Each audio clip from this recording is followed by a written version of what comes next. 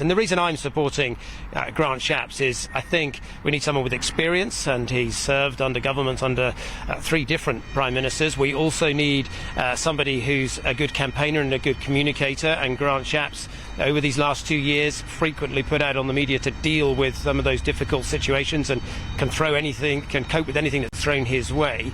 And thirdly, just sitting around the cabinet table with him now for over 2 years, I just think he's got good judgment. I've seen his interventions on particular crises like COVID, and sat through Cobra sort of emergency meetings with Grant, and I've just been impressed by his judgment, and I think that's why it's important that I support him and that we try to get him in that role. He's a bit of an outside candidate in this race. Wasn't considered to be a particular contender until very recently.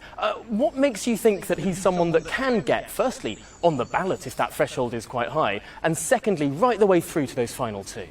Well, look, there are currently around 12 different candidates, and of course only 2 will get through. And my experience of previous leadership campaigns is you don't actually know exactly which way people are going to vote. I think it's fair to say that Rishi Sunak is the front runner at the moment, but front runners can encounter difficulties.